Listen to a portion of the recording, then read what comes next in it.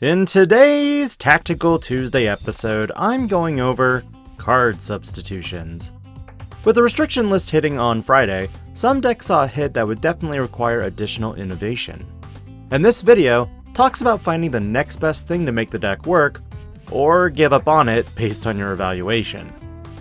As always, if you enjoy these types of videos, do consider liking this video, subscribing to the channel, and hitting that notification bell for more future content. For this specific video, I'm going over the most recent restrictions and what cards you can use in their place. But do keep in mind, not all decks that use these cards will have viable replacements. Instead, you'll have to shift the deck a different direction. Starting off on this list, I'm going over Doru-Greymon. This card saw substantial play in Alphamon decks and is critical for Dex Doru-Goramon decks to function. Without Doru-Greymon, Dex Doru-Greymon loses its potency in Dex Doru-Goramon decks, and now you rely on cards like Death X Digivolution, which regardless you're still paying that 4 memory cost. However, with Alphamon there are many options you can consider moving forward. First up, Hisariyumon allows you to, on your turn, when one of your effects places a Digivolution card under this Digimon, you may Digivolve this Digimon into a Digimon with X-Antibody in its traits for its Digivolution cost. When you do, reduce the Digivolution cost by 1. This converts your Alphamon plays from 3 memory to 2, meaning if you were to place the X-Antibody option card under your Digimon, you can Digivolve immediately into Alphamon for 2 memory. Do keep in mind that other effects like Dorumon could gain you back memory as a result. Functionality-wise, you could utilize this card for rebooting your Digimon, especially if you're utilizing Ginryumon as well moving forward. Cool Boy's effectiveness does decrease with the fact that you're only digivolving off the same level Digimon in the level 4 category. But you are losing that consistency in the level 5 area. For now, Hisariyumon is an option you could consider as a replacement. But Grademon might be the best option between the two. When digivolving, you can reveal the top 3 cards of your deck and add 1 card with Alphamon and its name among them to your hand, and place 1 card with X-Antibody and its traits under this Digimon as its bottom Digivolution card. Then, trash the rest. You also have an end of attack effect that allows you to delete a Digimon with a play cost of 5 or less if the Digimon's name is Alphamon for an inheritable. Honestly, this isn't a bad option either.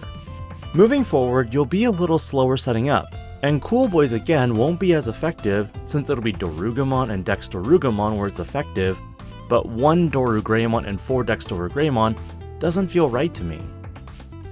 As for Calling from the Darkness, there's only 1 card that functionally does the same thing when it comes to returning Digimon from the trash to your hand. Cards like Impmon are specific towards Demon Lord. Beelstarmon is option cards, Dobermon is Digimon or Tamers, and Mat Ishida is Digimon. Granted, nothing functions like it for the fact that it's an option card and easily utilized in purple decks that loop. But from my experience, I only ever run the one of. Do let me know in the comments if you run more than 1, and let me know why. But overall, for replacement, if it's for looping, utilize another Digimon like Lilithmon to grab the copy back if you need it. Now, the big talk, Crossheart. When it comes to Crossheart, Cross 4 and Sunrise Buster have very limited things you can use, especially Cross 4. Sunrise Buster on the other hand has several cards you can utilize. If you're needing security bombs, here are a few recommendations to consider. Eden's Javelin for card draw and DP reduction, Wyvern's Breath for purely DP reduction.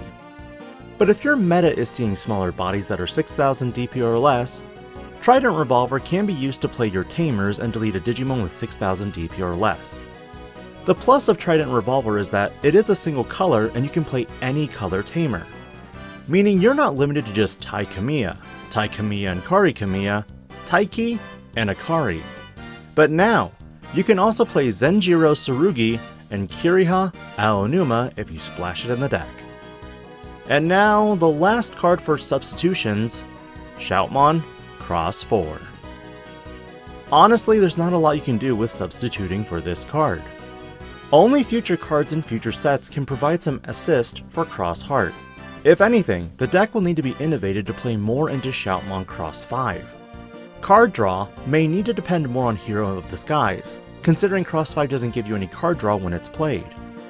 Now in terms of other level 4s, you could play Shoutmon King version, which may be a viable substitute to play around with the deck, considering it's a rush body for 3. But do keep in mind that the substitution only happens from the field, not from the hand. But at this time, there's not a whole lot you can substitute for Cross 4. Its aggressiveness and ability to put your materials back under and unspend a tamer are very limited to it. If anything, the deck will probably be slower and, as I mentioned, play more to Cross 5, and potentially Cross 5B. There's a lot of testing to do with this, and moving forward brings a new breath of freshness to the meta. Overall, what are your thoughts on the substitutes and discussions for today's video? Tactical Tuesdays have a wide variety of topics, whether it's coverage on a specific player interaction, cheating, a single tech card, or in this case, the substitutions for newly restricted cards. Let me know in the comments your thoughts, and I'll catch you next time. This is DigiPanda, logging out.